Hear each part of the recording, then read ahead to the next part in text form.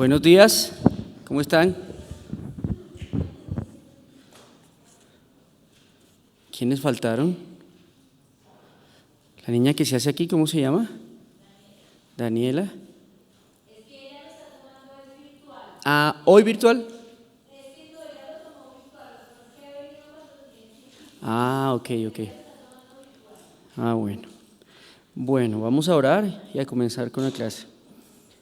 Padre, te damos gracias en este tiempo por darnos la posibilidad, Dios, de estudiar tu palabra, de conocer, Señor, la doctrina fundamental, Padre Santo, de poder estar firmes y no ser engañados, Dios, por todo viento de doctrina de estos tiempos, Señor, poder estar firmes en ti y saber, Señor, que cuando tú le diste la doctrina a los apóstoles, Señor, a los padres de la iglesia, lo hiciste porque sabías que nosotros íbamos a pasar por tiempos difíciles, tiempos confusos, Dios, donde íbamos a tener que acudir a ella, Señor, para encontrar consuelo, para encontrar claridad, Dios, en estos tiempos. Por eso te damos gracias y te pedimos que tu Espíritu Santo, Señor, nos enseñe, que sea el Maestro, Señor. Trae unción, Padre de la gloria, a esta clase en el nombre de Jesús, Señor.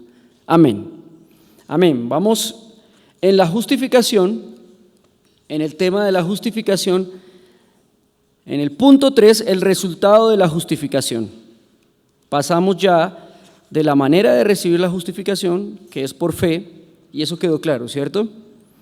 Para entrar en el resultado, uno de los resultados que da la justificación, ¿no?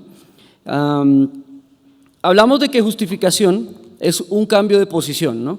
Primero estábamos condenados, esclavos del mundo. Ahora, cuando hemos recibido a Jesucristo, cambiamos de posición a la justificación. Pero para que ese cambio de posición sea real, tienen que haber unos resultados, ¿de acuerdo?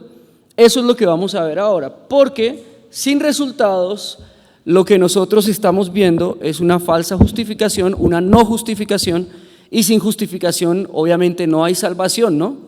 Entonces la justificación, a pesar de que yo no tengo nada que hacer, o no tengo que hacer nada para ser justificado, la justificación sí produce unos resultados, ¿de acuerdo? Vamos a ver esos resultados. Romanos, vamos en el capítulo 5 de Romanos, versos 1 al 21, les queda de tarea leérselo en la casa, pero vamos a ir mirando en el verso 1 lo que dice Romanos 5. Justificados pues por la fe, tenemos paz para con Dios por medio de nuestro Señor Jesucristo. Lo primero que encontramos en la justificación, en los resultados, es la paz, pero no paz para con los hombres, sino paz para con Dios. Aunque esa justificación también incluye paz para los hombres, ¿no? Paz con los hombres, pero de una manera que la vamos a ver más adelante. Primeramente, paz para con Dios. ¿Por qué paz para con Dios? Porque nosotros estamos en enemistad contra Dios cuando estamos en pecado, ¿no? Entonces estamos en una guerra contra Dios. Somos enemigos de Dios. Esto es curioso porque la gente piensa que al no aceptar a Cristo o al ser neutral en los temas espirituales es amigo de Dios, no afecta en nada a Dios. La Biblia dice literalmente que estamos en enemistad con Dios y hay versos más complejos que dicen que somos enemigos de Dios. Entonces todo aquel que no esté en Cristo no es neutral, ni imparcial, ni sincrético y no, yo no le hago daño a nadie, yo no tengo nada que ver con la iglesia, pero yo no soy malo. No, eres enemigo de Dios. Esa es la posición fundamental de no estar justificado. Todo aquel que no está justificado es enemigo de Dios porque está en enemistad, ¿de acuerdo?, contra el Espíritu. Entonces se convierte en un enemigo de Dios. ¿Qué éramos nosotros antes de ser justificados? Enemigos de Dios. Eso es un punto importante que tenemos que tener en cuenta en los resultados de la justificación, porque si no sabemos qué éramos antes de ser justificados, pues tampoco vamos a saber cuál es el resultado. Al tener justificación viene una paz sobrenatural, que es uno de los resultados que nos habla, y Jesús la mencionaba, y es esa paz que no podemos explicar, una paz para con Dios, ¿de acuerdo? Una paz que nosotros sabemos que estamos bien con Él, sabemos que aunque cometemos errores, aunque cometemos pecados, hay una relación entre Él y nosotros que no se va a romper. Es una paz especial para con Dios. También una paz especial en medio de las tribulaciones. Primero, paz con Dios, ¿no? Que esa paz, como les digo, es algo sobrenatural. Es muy difícil, muy complejo de explicar una paz con Dios, pero nosotros nos sentimos bien con Dios, ¿de acuerdo? Nos sentimos que hay una relación que no se va a romper fácil, que Dios no nos va a echar al lago de fuego, que no va a venir un rayo y nos va a destruir. Es una paz especial que se siente con Dios. Ahora, si no está esa paz, hay que examinar, ¿sí?, nuestra salvación. Porque si nosotros nos sentimos todo el tiempo condenados, que va a venir un rayo y me va a partir, que va a venir el juicio de Dios sobre mi vida, es porque no somos salvos, ¿de acuerdo? Por eso les decía, el que es justificado, aunque no tenga que hacer nada para ser justificado porque es por gracia, sobre él vienen unos resultados sobre su vida que demuestra que es justificado. ¿Está claro eso? Y uno de los resultados es paz para con Dios. No está en condenación, no permanece en condenación. Aunque peque, no permanece en condenación porque hay una paz sobrenatural que no viene de él, sino proviene del resultado de la justificación, que es uno de los frutos, o el fruto, parte del fruto del Espíritu Santo, que es esa paz sobrenatural, ¿de acuerdo? En segundo lugar, paz en las tribulaciones. Pablo no está diciendo que el que esté justificado no tiene problemas, sino que tiene paz a pesar de los problemas, a pesar de las circunstancias. Cuando nosotros le entregamos la vida a Cristo, automáticamente pasan dos cosas. La primera es que recibimos salvación inmediatamente, porque la salvación no es por obras. Entonces yo no puedo decir que la salvación es un proceso. No, la salvación es inmediatamente, automáticamente. ¿De acuerdo? En ese momento automáticamente soy salvo, porque podría yo decir, no, tengo que dar fruto para ser salvo, y ahí ya la salvación es por gracia. Y entonces para ese automáticamente hay muchos ejemplos en la Biblia que podríamos mencionar, pero hay uno especial en particular que es el que estuvo crucificado junto con Jesús ahí en el monte. Él fue salvo inmediatamente. ¿Hizo algo? Solo creer. ¿Hizo alguna obra? ¿Se portó bien? ¿Hizo la oración de fe? ¿Fue a la iglesia? No. Se murió como un delincuente, pero creyó, ¿de acuerdo? Y inmediatamente y automáticamente fue salvo. Eso es lo que quiero que entendamos, ¿de acuerdo? Que no tuvo tiempo para demostrar con obras su justificación es muy diferente. Y ese tiempo ya está determinado por Dios. A algunos Dios nos da tiempo, ¿de acuerdo? Por causa del propósito, tiempo para demostrar que soy justificado por causa de los demás, del testimonio de Cristo en la vida de otras personas, para que otros sean salvos a través de mi testimonio. Pero si a Dios no le interesa que esa persona dé testimonio, lo salva y se lo lleva, ¿de acuerdo? Entonces, las obras tienen que ver más con propósitos que con designios de la salvación. Es salvo porque sí, punto. Porque Dios lo quiso, porque Dios lo salvó, independiente de las obras. Pero si es salvo y sigue en la tierra, ¿de acuerdo? Esa salvación, desde el punto de la justificación, empieza a dar unos frutos. El primero de esos frutos es paz para con Dios.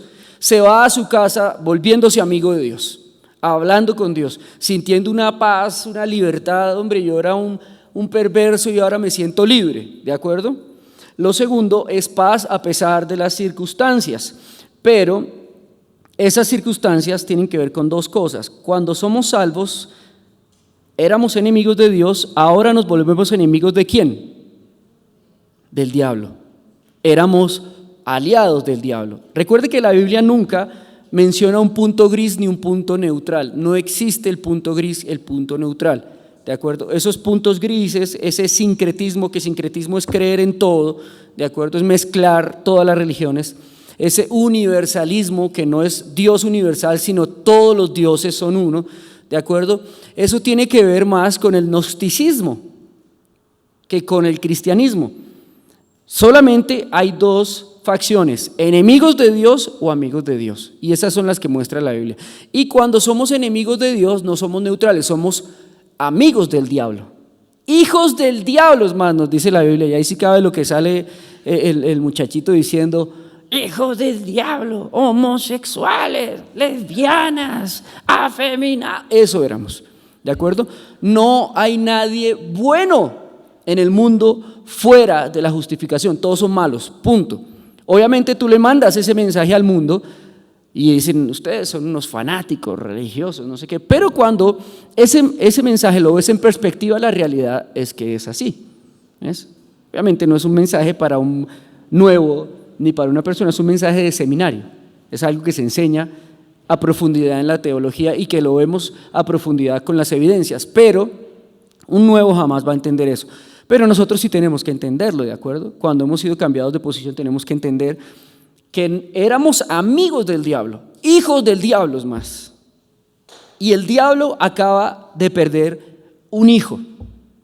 ¿Usted sabe lo delicado que es eso? ¿Usted sabe qué hace una madre cuando pierde un hijo? Hace lo que sea por recuperarlo, ¿no? Se va a la policía, al bienestar familiar, llama a todo el mundo, llama a sus amigos: ¿dónde está mi hijo? Exactamente lo mismo hace Satanás. Cuando un hijo del diablo se va de casa, Satanás lo persigue por cielo, tierra, por donde sea, para encontrarlo. Entonces, a pesar de que tenemos paz con Dios, el problema más grave ya se nos solucionó, empezamos a convertirnos en enemigos del diablo, ¿de acuerdo? Y ya no tenemos paz con el diablo, sino el diablo inmediatamente se convierte en nuestro enemigo. La palabra diablo significa enemigo, opositor, ¿de acuerdo? Entonces inmediatamente el diablo se convierte en nuestro enemigo y quiere cobrar venganza de haberlo rechazado, de habernos ido de su casa, de dejarle de servir. Cuando no estamos en Cristo, estamos sirviéndole al diablo, así no lo querramos aceptar. Ese es el centro de la doctrina, ¿de acuerdo? De la doctrina del bien y el mal. La doctrina del bien y el mal tiene que ver con que no hay puntos intermedios. O somos malos o somos buenos, pero no somos ni medio buenos ni neutrales. Eso con respecto al hombre. Pero con respecto a la creación es otro lenguaje, ¿de acuerdo? Y hay muchas evidencias bíblicas también, porque yo no puedo decir que hay cielo bueno, hay cielo malo, hay amarillo bueno, hay amarillo malo, hay huevos buenos, huevos malos, hay perros buenos. No, la creación sí es neutral, ¿de acuerdo? La creación es neutral, porque la creación tiene otro tipo de alma diferente a la nuestra, que se llama ánima, que a pesar de que es un alma en sí porque tiene la respiración de Dios, tiene el toque divino, no es un alma como la nuestra, porque no se va a ir al infierno, no es un alma que se condene ni se salva, el alma del mundo. Por tanto, al no salvarse ni perderse, el alma del mundo sí es neutral. Un perrito es neutral, no hay un perro bueno o un perro malo. Y por desgracia tampoco hay un cielo o un infierno de perros. Entonces los perros no van al cielo ni van al infierno, los perros se mueren y hasta luego, no queda nada más, porque no tienen alma, no se salvan, ¿de acuerdo? Entonces, ¿para qué hizo Dios los animales? Para que no los gocemos, para que no los gocemos, para que los cuidemos, para que los protejamos, para que tengamos responsabilidades, para que se ablande nuestro corazón, para que nos sensibilicemos acerca de la obra maravillosa y creadora de Dios, para que veamos a Dios en la creación, pero son neutrales. ¿De acuerdo? Por eso son tan buenos los animales, porque no son ni buenos ni malos, ¿ves? Son neutrales, son toque divino de Dios. Entonces es muy lindo cuando entendemos esto, que el único ente de maldad en la tierra es el hombre, y al único que hay que salvar es al hombre, y el único que afecta a la tierra es el hombre, ¿de acuerdo? Y solamente existen dos bandos, tinieblas y reino de los cielos, nada más. Entonces, todo lo esoterista, todo lo místico es tinieblas, así se vea como de luz, ¿de acuerdo? Y solo hay una luz verdadera, el reino de los cielos. Y acuérdese de eso, el engaño del mundo, las tinieblas, es porque son tan prominentes y tan variadas porque Satanás tiene la segunda identidad de Satanás es mentiroso, ¿no? Primero es enemigo y segundo es engañador. Eso significa Satanás, literalmente mentiroso, engañador, impostor. Entonces Satanás nunca se está presentando como el diablo, nunca se va a presentar como algo malo, jamás. No es tonto, que nosotros a veces pensamos que el diablo es bobo y ay no, el diablo va a venir y yo lo voy a identificar. No, el diablo se va a vestir de chica hermosa, el diablo se va a vestir de sanidad, el diablo se va a vestir de milagro, el diablo se va a vestir de pastor, el diablo se va a vestir de hermano. Eso es lo que quiero que entiendan. Y esos son los enemigos del cristiano que se le presentan inmediatamente y se acerca a Cristo. Obviamente, cuando nos acercamos a Cristo, el diablo no se nos va a presentar como antes lo conocíamos, ni en una botella de aguardiente, ni en un amigo borracho, ni en un negocio torcido, ni en un mal amigo. Se nos va a presentar en una chica cristiana, ¿de acuerdo? Se nos va a presentar en una iglesia errada, se nos va a presentar en una manera en la que nos pueda engañar, que el diablo es astuto. Recuerden que el diablo es astuto, es una serpiente. Entonces él busca a su presa en el momento justo, de la mejor manera. Y entonces, ¿qué pasa cuando nosotros somos justificados, nos volvemos enemigos del diablo y empieza a usar todas sus estrategias, todos sus estratagemas? Pablo los llama maquinaciones, que funcionan literal como una máquina. Pone un tornillito, pone un resortico, pone una arandela, va armándola poco a poco, va tejiendo para en un momento bajar la palanca y enciende la maquinación, ¿de acuerdo? Y empieza a trabajar en la vida del cristiano. Empieza el diablo a trabajar como enemigo del creyente. Nuestro enemigo es el diablo, no es su hermano, no es la iglesia, no es el mundo. Su enemigo es el diablo. Entonces, eso es uno de los resultados de la justificación, que a pesar de que tenemos paz con Dios, a pesar de que entramos en una batalla espiritual y sabemos que tenemos paz en esa batalla, inmediatamente somos objetivo del reino de las tinieblas. Pero tenemos una esperanza grandiosa, y es que el reino de las tinieblas, número uno, está sujeto a Cristo. Absolutamente en sujeción a Cristo está el reino de las tinieblas. En otras palabras, el reino de las tinieblas hace hasta donde Cristo le permite hacer. Esta es una historia fantástica. Entonces el diablo, si el Señor no se lo permite, el diablo no va a hacer eso. El diablo puede hacer hasta donde la soberanía de Dios le permite hacer. ¿Y hasta dónde trabaja la soberanía de Dios? Hasta donde nosotros le permitimos entrar al diablo, ¿de acuerdo? ¿Por qué? Porque como ya no estamos en pecado, en enemistad contra Dios, sino ahora estamos en amistad con Dios, yo mismo, bajo mi propia premisa, le doy permiso al diablo de hacer lo que tenga que hacer. Le doy el permiso al diablo, el diablo va delante de Dios y le dice, Señor, que el diablo le dice Señor a Dios, ¿no? Acuérdese lo que dice el diablo, los demonios también creen y tiemblan. Señor, tu hijo me dio una licencia de hacer esto y esto y esto y esto, ¿qué hago? El Señor llega y dice, mi hijo se arrepintió, no se ha arrepentido, ve y hazlo. Soberanía. Ve y hazlo. Porque el diablo también es un instrumento. Dios es tan soberano, tan poderoso, que hasta el diablo es un instrumento útil en las manos de un Dios soberano como el nuestro. Entonces el enemigo tampoco es Dios, fíjate. Porque nosotros, ay, la disciplina de Dios, Dios me castigó. No, el diablo me castigó por consecuencia de mi pecado. Dios se lo permitió, ¿de acuerdo? Dios no tiene nada que ver en eso. Son simplemente escrituras legales que nosotros entregamos acá y Dios sigue en su trono sin movérsele un cabello, ¿de acuerdo? Y el diablo solamente está haciendo lo legal. Acuérdense del juzgado. El diablo está haciendo lo legal, diciéndole, mire, tengo esto, está Jesucristo en medio. No, él no ha ido a la cruz, no ha entregado nada, listo, haga lo que tiene que hacer. Por eso el cristiano debe llevar una vida de arrepentimiento. Por eso la justificación también trae otro resultado, que es una nueva relación con Dios. Otro punto, una nueva relación con Dios.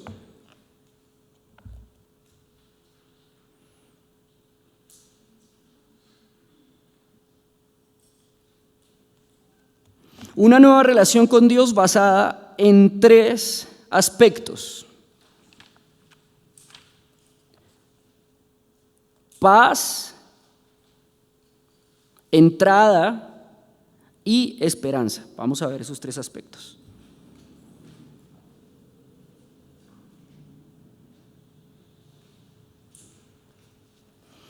En primer lugar, ya hemos hablado de la paz, pero vamos a hablar ahora qué es lo que trae esa paz, porque la paz no llega sola, ¿no? No es que yo soy justificado e inmediatamente viene una paz de mi interior. Recuerde que Dios nos diseñó con algunos aspectos químicos y fisiológicos muy interesantes, como por ejemplo la dopamina, la serotonina, algunos líquidos en el cerebro que nos producen paz, ¿no? Que nos dan tranquilidad, no es eso. Esa paz no es eso.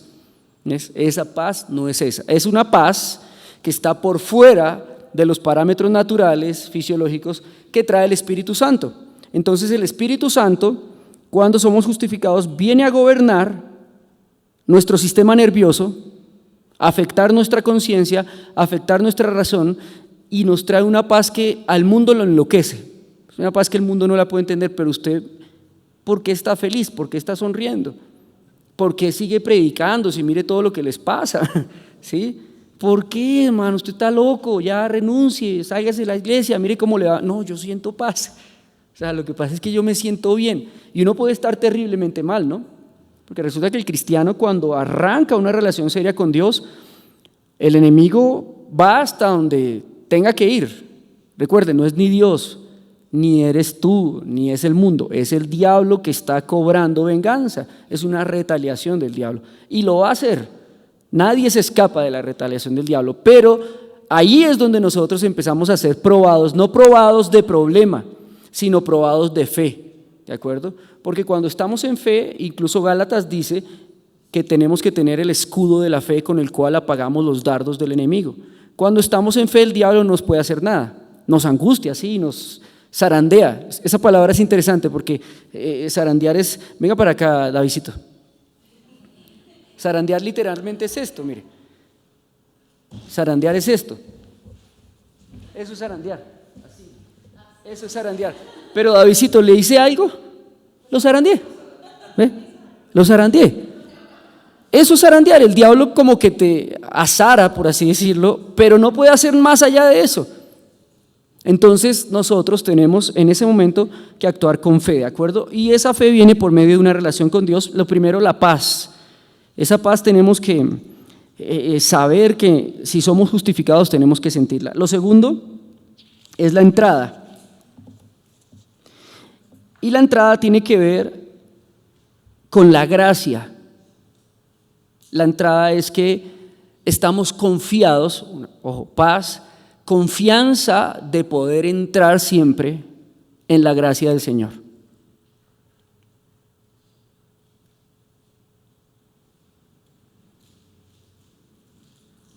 Eso tiene que ver con varios textos, Juan 14:6, ahí están en el libro, Juan 7:10, Juan 10:9, pero vamos a leer Juan 10:7 que dice: volvió pues Jesús a decirles, de cierto os digo, yo soy la puerta de las ovejas. Vamos a ver cómo el Señor Jesucristo nos va a mostrar qué es esta entrada. Hablamos de la paz del Espíritu sobrenatural, pero la entrada tiene que ver con los muros de Jerusalén antigua.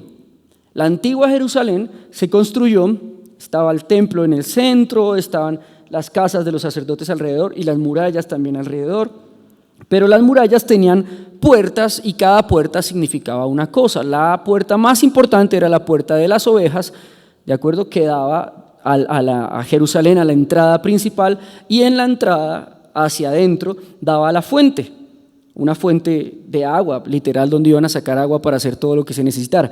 Ok, esa puerta de las ovejas para los fariseos, para los judíos, era muy importante porque era el lugar comercial, el lugar donde se volvió el comercio de Jerusalén. Entonces, ¿qué pasó en esa puerta? En esa puerta era donde estaban los cambistas, los vendedores, etcétera, etcétera, etcétera. Fue una puerta que se pervirtió, en otras palabras. Cuando el Señor les dice, yo soy la puerta de las ovejas, está diciéndoles que la entrada a la salvación acaba de cambiar, que la entrada a la presencia de Dios acaba de cambiar. Y para nosotros también representa eso. No hay otra entrada diferente a la gracia que Jesucristo. Entonces nuestra relación con Jesucristo cambia, porque nosotros acostumbramos a ver a Jesucristo en la religión en una cruz, ¿cierto? Esa es la imagen. Aunque no lo crean, todo el tema de la justificación es muy lleno de símbolos que nosotros tenemos que empezar a resetear en nuestra cabeza, ¿de acuerdo? O ver si el Espíritu Santo ya los ha formateado y nosotros los tenemos ya claros. Cristo es una puerta. Jesús es una puerta. Entonces ya no veo a Jesús solamente como un hombre en una cruz, ya no veo a Jesús solamente como el Señor en los cielos, ya no veo a Jesús solamente como el Maestro, sino Jesús es una puerta de acceso.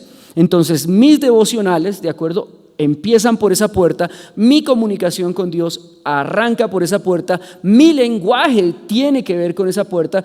El que es justificado sabe claramente que necesita a Jesús para todos los términos de gracia y empieza a identificar a Jesús como una puerta, como una entrada. Y al identificar a Jesús como una entrada, ¿qué pasa? Que ya no siente vergüenza de ir delante de Dios, que no siente condenación, aunque tiene temor de Dios, ¿no? Acuérdense que somos ovejitas en la justificación que apenas estamos arrancando en términos de santificación, es decir, que vamos a cometer muchos errores.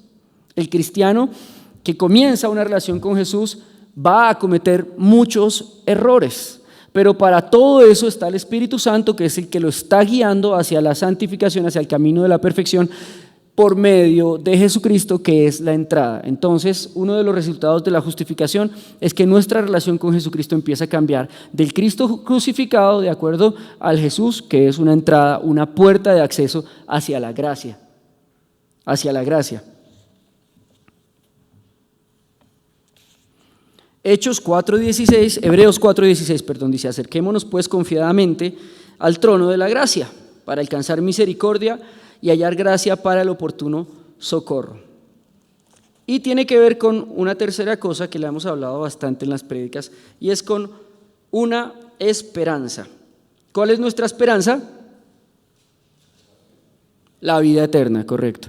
Entonces, la justificación en nuestra relación con Cristo nos da tres cosas importantísimas, y es una paz, y esa la empezamos a ver. En segundo lugar, confianza para ser perdonados, ¿de acuerdo? No como una licencia para pecar, porque eso ya lo vamos a ver más adelante. Recuerde que el cristiano, cuando está empezando, no entiende los términos de santificación ni de pecado, ¿de acuerdo? Entonces una ovejita cuando está empezando hay que tenerle paciencia, ¿sí? De repente se vaya a tomar unas polas y no va a pensar que es malo, de repente va a decir unas cuantas groserías y, ay no, pero para mí eso era normal. Está en un proceso de santificación, pero estos tres elementos ya los tiene en la mano. Ya sabe que Jesús lo perdona, ya sabe que Jesús le perdonó todo el pasado, entonces ¿por qué no le va a perdonar los pecados o los errores que está cometiendo en ese momento? Y en tercer lugar, está completamente seguro que pase lo que pase, es salvo, va al cielo, ¿de acuerdo? Va a ir al cielo. Esos son los resultados de la justificación. Cualquier persona que estas tres evidencias no las tenga, no ha sido justificado. Y es una persona que tiene que buscar su salvación, que tiene que orar al Señor, que tiene que pedirle un nuevo nacimiento al Señor, ¿de acuerdo? ¿Estamos claros en eso? Otro aspecto, otro resultado de la justificación es un nuevo entendimiento en las tribulaciones.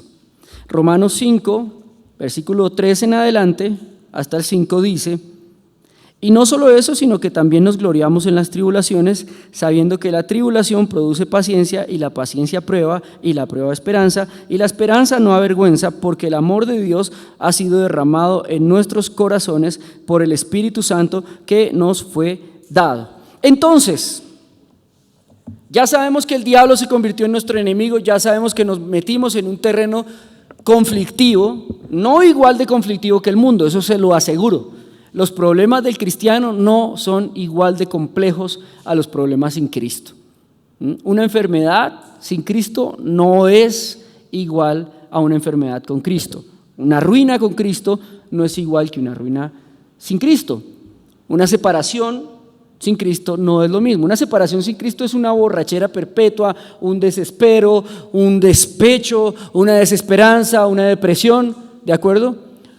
Una decepción en Cristo es unas cuantas lágrimas en la iglesia, una administración, una pizza entre amigos y salude, que eso se fue, ¿sí? Y eso lo sabemos. Los que han vivido en Cristo tribulaciones saben que en Cristo son mucho más suaves, muchísimo más suaves, aunque incluso pueden ser más difíciles que las del mundo, nosotros las sentimos más suaves. Acuérdense de Pablo, la tribulación que sufría, y por eso Pablo fue atribulado en extremo, para que nosotros entendamos o vivamos ese nuevo entendimiento en las tribulaciones. Sabemos que detrás de cada problema Dios tiene un propósito con nosotros. Aprendemos a conocer el propósito que hay con cada tribulación. Entonces el creyente que entra en la justificación empieza a tener problemas, ¿de acuerdo? Ya podemos ir descalificando toda esa clase de mensaje que dice que en Cristo vamos a tener casa, carro, beca, etcétera. En Cristo lo primero que vamos a tener es problemas. Y si no les gusta ese mensaje, ahí está la puerta. Sí, ahí está la puerta, seguro. En Cristo lo primero que vamos a tener es problemas, pruebas, desafíos, ¿correcto? Pero al final todo va a traer paz. O sea, la ventaja en Cristo es que no es como en el mundo, que los problemas solamente traen desesperanza. En Cristo los problemas traen esperanza, traen un término que usa Pablo, gloriarnos en ellos o chicanear de ellos. ¿Sí? Estoy emproblemado por Cristo. Me metí en problemas por el Señor. Eso es lo que está hablando Pablo. Porque esos problemas tienen un propósito inicial. La justificación trae problemas. El primer propósito de la justificación es producir en nosotros paciencia, es lo que está diciendo Romanos.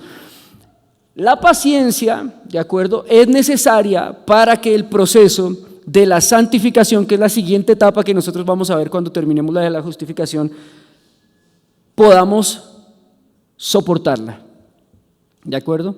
La santificación sin paciencia es imposible, porque yo les hablaba en alguna prédica que muchos de nosotros vamos a tener que esperar en áreas de nuestra vida tal vez años para ver el resultado, ¿sí? Vamos a tener que cargar con errores años para ver el resultado, ¿de acuerdo? Vamos a tener que esperar años para ver el resultado en áreas de nuestra vida, tal vez en la económica, en la sentimental, en la familiar, en la espiritual, etcétera.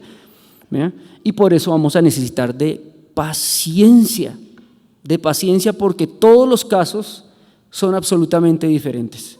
Todos son un universo y con todos hay un trato diferente, ¿de acuerdo? Esta mañana escuchábamos con mi esposa, escuchamos siempre hay palabra antes de venir para nutrirnos, y escuchaba un pastor, un maestro. Hay una diferencia grande, grandísima, entre los maestros y entre los pastores.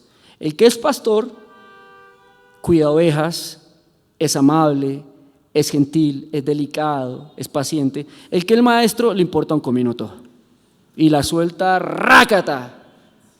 Homosexuales, ese es el maestro, ¿de acuerdo?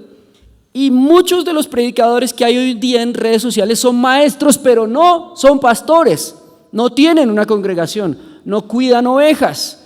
Entonces no tienen cuidado de lo que están diciendo en un video y la sueltan sin anestesia, que caiga sobre la granada sobre el que sea. Y muchos de estos maestros, son excelentes maestros, y todo lo que dicen es excelente, pero su palabra hay que filtrarla, ¿de acuerdo?, a través del entendimiento de que no son pastores. Entonces están dando con todo, están llevando el nivel, el extremo más alto de cómo se pudiera predicar esa palabra, ¿de acuerdo? Para que también la gente lo entienda, ¿no? El maestro tiene que llegar a ese extremo alto, al ejemplo más agresivo de todos para que los alumnos entiendan, ¿sí? Entonces estaba escuchándolo y hablaba durísimo de las pruebas, hablaba que los cristianos sufren, que el cristiano tiene que sufrir, y mientras yo lo escuchaba, porque estábamos preparando el ensayo, yo decía, sí y no, ¿sí? Porque yo no puedo, ¿de acuerdo?, por mi proceso, pretender que el proceso de los otros sea exactamente igual que el mío, que yo soy otro demonio, ¿sí?, diferente al de allá, ¿sí? Yo pasé por otros demonios, pasé por otras pruebas, yo tengo otra contaminación en mi vida diferente a la de allá. Entonces cada uno va a ser procesado diferente. Y si a ti te hizo pasito el diablo y si a ti te hizo pasito el Señor, gloria a Dios. Dale gracias a Dios. Y si a ti te hizo duro el Señor, gloria a Dios, lo necesitabas también. ¿De acuerdo? Pero tanto el uno como el otro tiene que saber que tiene un propósito la prueba y la tribulación. Así sea dura o sea blandita. ¿Y saben en qué se determina esto? En lo que dice la palabra en Samuel, que es maravilloso, que dice que Dios no mira lo que miran los hombres. Dios sabe y conoce el corazón de los hombres. Así que cuando Dios me ha probado a mí y ha sido duro, yo le he dicho, Dios, yo tengo un duro corazón entonces. Yo necesito ser probado duro. Dale, Señor, porque si es lo que tú estás viendo, es lo que tú tienes que hacer. Y me gozo en que lo hagas. Porque si no lo haces, significa que no estás trabajando en mí, yo no estoy creciendo, yo no me estoy santificando y yo no voy a ver ni la recompensa ni el premio a futuro. Así que entre más pronto, Señor, hagámoslo. Lo que tengas que hacer, hazlo rápido, Señor. Y me entrego, eso es entrega, ¿no? Eso es rendición. Es una palabra que en inglés es muy bonita, surrender, pero en español no significa lo mismo. Surrender es como dejarse caer, despojarse de todo. Eso significa esa palabra. Entonces, eso es el nuevo entendimiento que nosotros tenemos de las pruebas, pero no son las mismas las pruebas de Cristian que las pruebas de John, que las pruebas de Edwin, son totalmente diferentes, diseñadas a la medida de cada cual, o en otras palabras, justas, con su talla, ¿de acuerdo? Con su talla. Y esas pruebas ya no las vemos como malas, sino como buenas. Eso hace a alguien que está justificado.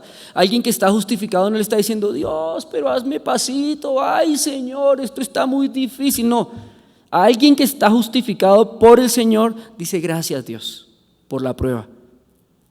Y yo quiero aprender lo que necesito aprender de esta prueba.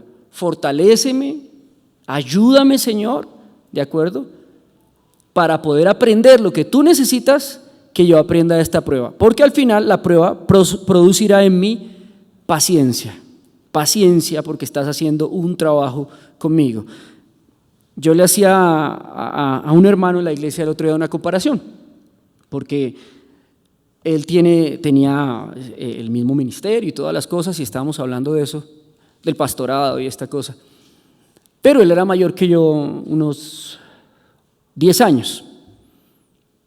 Y entonces él veía que sus pruebas eran muy difíciles, muy complejas. Sus pruebas eran terribles realmente.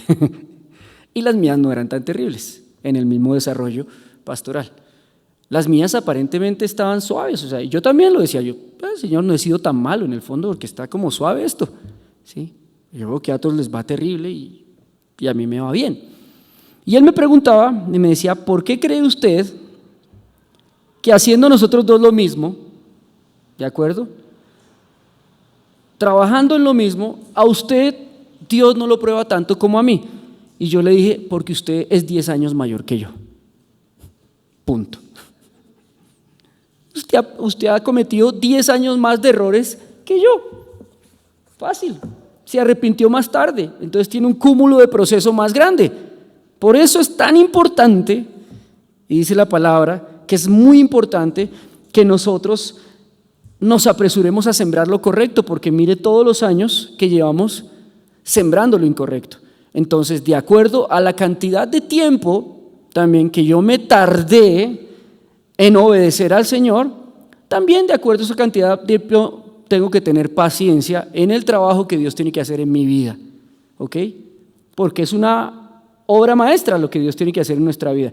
Imagínense cambiar 35, 25, 12, 15 años de pecados, de errores en una persona, perfeccionarlos y ponerlos a trabajar para el bien de la obra de Cristo. Eso es muy, muy complejo, ¿de acuerdo?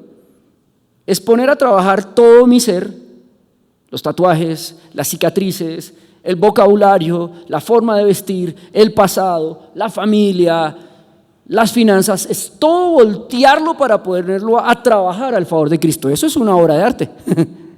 Eso es una obra de arte, ¿de acuerdo? Eso es muy complejo, entonces requerimos ser probados para tener paciencia.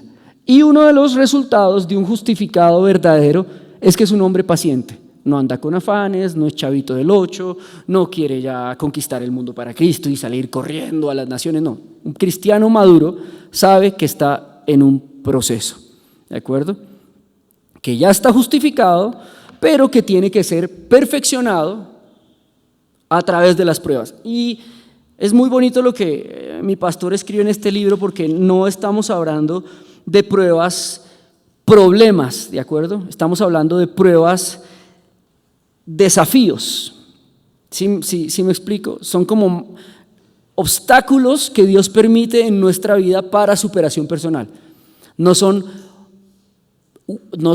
huecos que Dios abre en nuestra vida para que caigamos. Esas son cosas diferentes, y eso lo vamos a ver también en el proceso de la santificación, la diferencia entre una prueba de Dios y la concupiscencia y el resultado de la concupiscencia del hombre. Son dos resultados diferentes, porque Dios, conforme a cómo nos prueba, manda la salida para esa prueba, ¿de acuerdo? En cambio, conforme a nosotros caemos en nuestra concupiscencia, en nuestro pecado voluntario, que eso no es una prueba de Dios, ¿de acuerdo? Eso tiene que ver con mi deseo, mi naturaleza.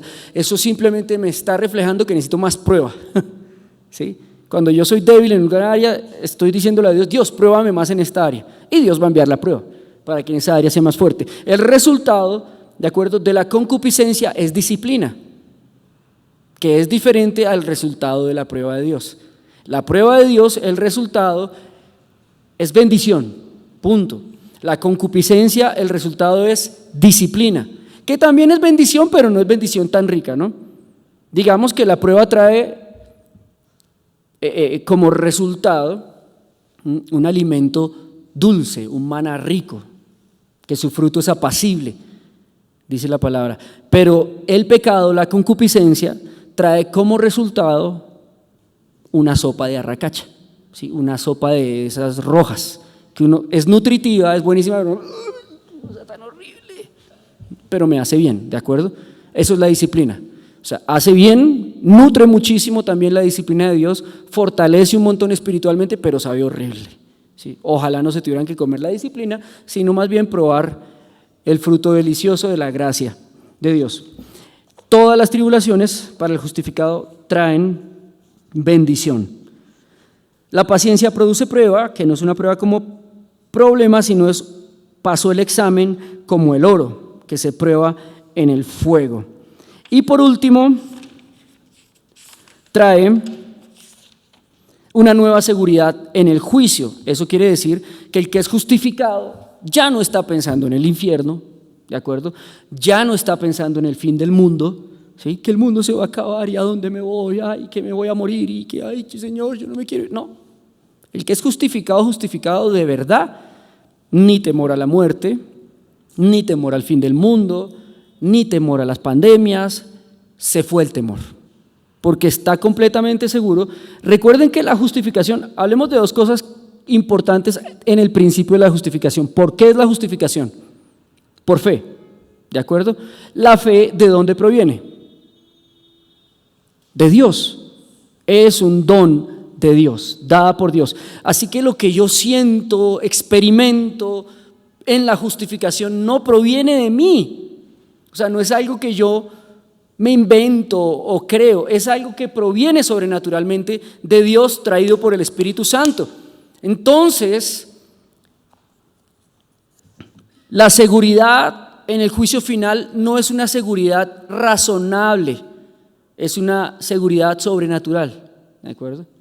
Yo no entiendo cómo estoy seguro que no me voy a ir al infierno, pero estoy seguro. ¿Sí? No lo entiendo cuando me preguntan, pero Paz, ¿usted por qué está tan seguro? Que no sé, pero estoy seguro. Estoy seguro que no me voy a ir al infierno, ¿de acuerdo? Completamente seguro. Eso es un cristiano salvo. Cuando alguien tiene inseguridad en su salvación, tiene que ponerse de rodillas, rogarle al Señor y decirle: Señor, sálvame, porque yo no estoy seguro de esto y yo quiero tener lo que tiene el pastor. Yo cometo errores y cuando cometo errores digo: Señor, perdóname porque no quiero que me disciplines, no me gusta tu disciplina, pero yo sé que no me voy a ir al infierno por eso. ¿Por qué? Porque ya soy salvo. Entonces sí es algo sobrenatural, ¿de acuerdo? Una nueva seguridad. Romanos 5, 6 al 11. Porque Cristo, cuando aún éramos débiles, a su tiempo murió por los impíos, ciertamente apenas morirá alguno por un justo. Con todo, pudiera ser que alguno se osara morir por el bueno, mas Dios muestra su amor para con nosotros, que siendo aún pecadores, Cristo murió por nosotros. Mucho más, estando ya justificados en su sangre, por él seremos salvos el día de la ira. Entonces, esa seguridad tiene que ver no con algo que yo hago, sino con algo que Él hizo. Eso es muy lindo del justificado, que el justificado empieza a darle al valor que tiene la cruz. Decir: Señor, gracias por lo que hiciste. O sea, no es porque yo me porte bien o mal, es por lo que tú ya hiciste. Entonces, la salvación, mi seguridad en el día de juicio no tiene que ver con quién yo soy o con lo que yo hago, sino con lo que ya Jesús hizo. Entonces no tiene que ver con quién soy yo, amén, la justificación, sino tiene que ver con quién es Cristo y con lo que Él hizo. Eso se llama gracia, amados. Eso se llama gracia.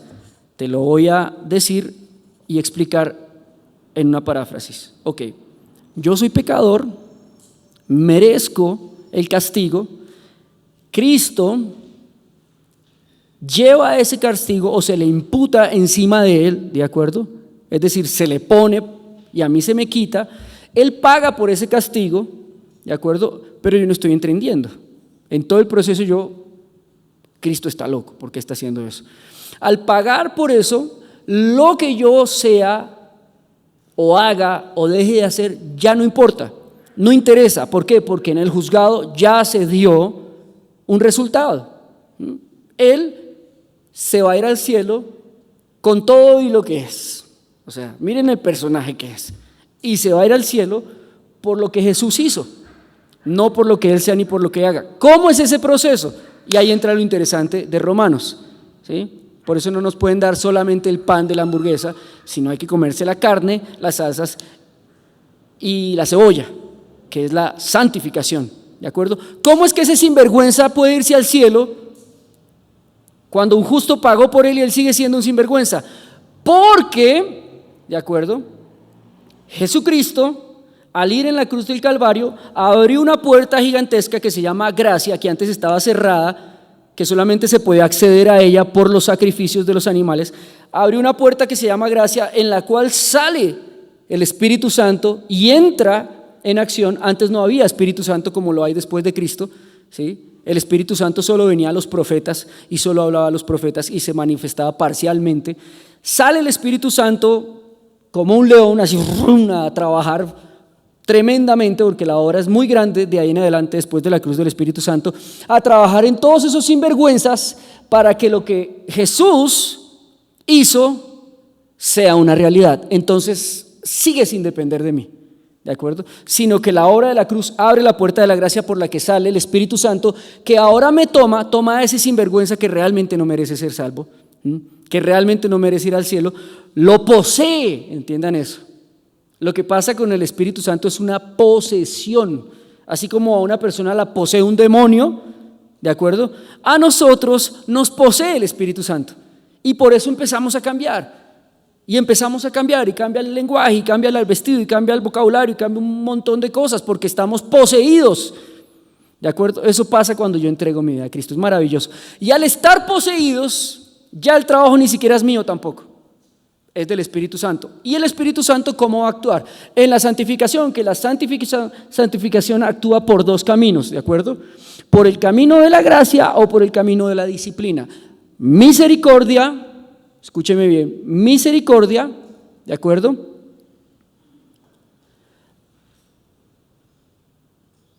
¿Qué? Espere, ya le digo. Favor, misericordia, favor y disciplina. Ese es el camino por el que va a empezar Dios a actuar. Entonces, así sea las malas, pero Dios va a salvar. Yo decido, finalmente, ahí sí no es que aplique el libre albedrío ni la voluntad del hombre, sino más bien aplicaría como la elección de cualquiera de estas opciones. Si me voy bien o si me voy mal, al mismo punto. Ya es cuestión tuya, pero que eres salvo, porque no depende de ti, depende de un compromiso que ya hizo Jesús en la cruz del Calvario, que da como resultado el trabajo del Espíritu Santo en la vida del creyente. ¿Vieron qué significa la gracia? Entonces, pórtese mal, que igual va a ser salvo, pero va a recibir las consecuencias de su mal comportamiento aquí en la tierra, todas. Y Primera de Corintios 11 dice que algunas de las obras serán pasadas como por el fuego, es decir, algunos de los cristianos van a ser salvos raspando y por el fuego. Yo no quiero ser salvo así, ¿de acuerdo? Porque yo no sé si mañana o en 40 años va a venir el Señor por mí, y si el Señor va a venir en 40 años, yo tengo todavía mucho por vivir aquí y no quiero vivirlo como un perro, ni como un crucificado, ni como un sinvergüenza, ¿de acuerdo? Yo quiero vivirlo en plenitud. Entonces esa es la diferencia entre el hombre de la cruz, ¿de acuerdo?, y nosotros, que el hombre de la cruz ya estaba destinado a ser salvo como un condenado. Nosotros no estamos destinados a eso, aquí estamos. No sabemos el día que el Señor venga por nosotros. Ojalá viniera mañana, porque ya se terminó el trabajo. Y por eso el justificado desea que el Señor venga por él. Pero mientras el Señor viene, ¿qué hace el justificado? ¿De acuerdo? Sigue practicando la santidad porque ya está en una nueva humanidad, Romanos 5, 12 al 21, que no es la humanidad de Adán, sino es la humanidad de Cristo. Esto es lo último que dice el capítulo de Romanos, el capítulo 5. En Adán entró el pecado de la muerte, no el pecado de Adán. La Iglesia Católica dice que el pecado de Adán es el pecado original. No, nosotros no tenemos el pecado original, sino la consecuencia del pecado de Adán, que es la muerte. Al entrar la muerte en nosotros, ¿qué pasa con nosotros? Dígalo, Johncito Fresco. Morimos. ¿Ve? Pero esto hay que decirlo porque a veces no lo entendemos, ¿sí? Al entrar la consecuencia del pecado en Adán, ¿qué entra? La muerte, es decir, morimos. Porque a veces la gente dice, la muerte es algo poético, es la muerte espiritual, es la muerte en las finanzas, la muerte en los sentimientos, es la muerte, ¿sí? Muertos bien muertitos. Cuando entra la nueva identidad en Cristo, por medio de la justificación, ¿qué se va inmediatamente de nosotros? La muerte. Correcto. Entonces, ¿qué pasa con alguien que es justificado? No se muere. ¿Están viendo los resultados de la justificación? Y al yo no morirme, ¿qué pasa cuando entonces esos huesos se los comen los gusanos? ¿Qué pasó ahí, pastor? Si es que usted dijo que yo no me moría. Hay una palabra clave que está en Tesalonicenses que dice, seremos transformados, ¿de acuerdo? Sin Cristo todos mueren y no hay vuelta atrás. En Cristo, aunque este cuerpo carnal, dice Pablo, se va desgastando hasta quedar hecho polvo, el cuerpo interior, el hombre interior se va vivificando y preparándose para una eternidad con Cristo. Es transformada la materia. Esa es la diferencia entre Adán y Cristo, que Adán perdió la genética, la identidad, la esencia de Dios. Adán no tenía como nosotros un cuerpo que envejeciera. Adán era un ser de luz, era tan luminoso Adán que no se vestía. Piensen en eso. La única forma para que Adán y Eva no se avergonzaran de su desnudez es que brillaban, iluminaban. Entonces no le veo nada a Eva, se ve una luz, y Adán también se ve un ser de luz. ¿En serio? ¿En serio? Cuando ellos pecan, la luz de ellos se va a la identidad de Dios y se avergüenzan porque se ven desnudos. Entonces entra la muerte, empieza a verse la vejez en ellos, empieza a verse el pecado en ellos. ¿De acuerdo? Entonces cuando nosotros morimos, volvemos a ser como ese Adán antes de pecar, que es la identidad celestial de todos nosotros, seres luminosos, seres glorificados. Eso es maravilloso, esto es espléndido porque es un cambio de materia, es muy bonito, que solamente pasa cuando somos salvos. Por eso es tan importante entender la diferencia entre Adán y Cristo. Cristo es el antitipo de Adán. Eso quiere decir que Cristo es un buen Adán, se opone a lo que hizo Adán.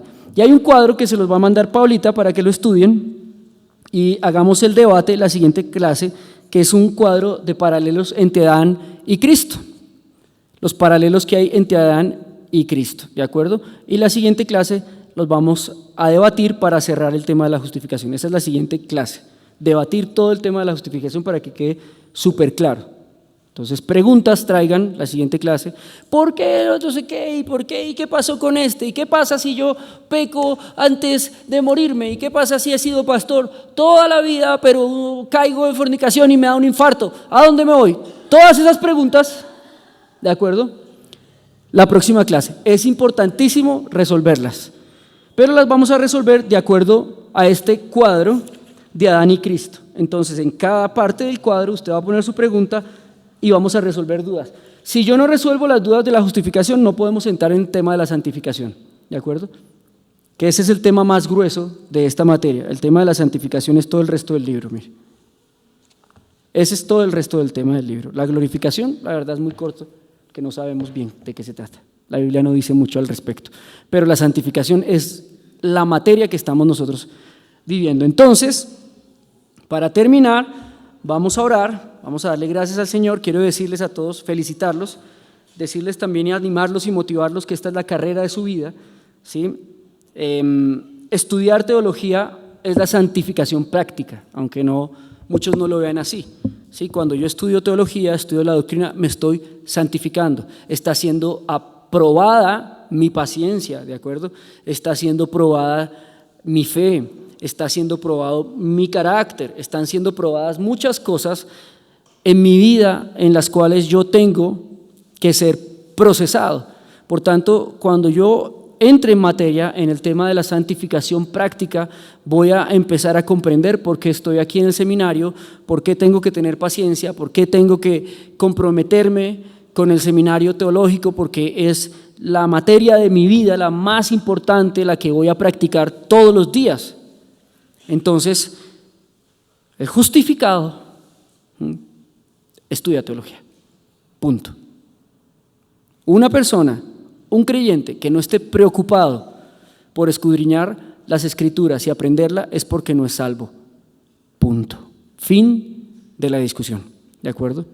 Es porque no es salvo, porque los frutos no se están viendo en su vida. Entonces, si yo soy salvo, esta es mi materia. Esta es la carrera de mi vida, esto es lo que voy a hacer. Y la santificación práctica va a ser mi ejercicio de aquí hasta que el Señor me llame, porque ya fui justificado. Amén.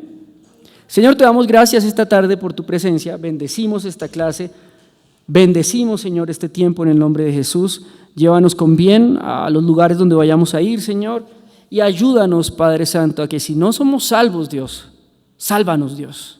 Sálvanos, que en un momento venga ese de repente tuyo que nos haga nacer de nuevo, Señor. Pero si ya somos salvos, Señor, si ya te hemos aceptado con una convicción y una vocación de todo nuestro corazón, te pedimos, Dios, que nos lleves en el camino de la santificación para poder, Dios, encontrar la plenitud en ti, Cristo, y llevar a otros a esa plenitud, Dios. Te lo pedimos en el nombre de Jesús.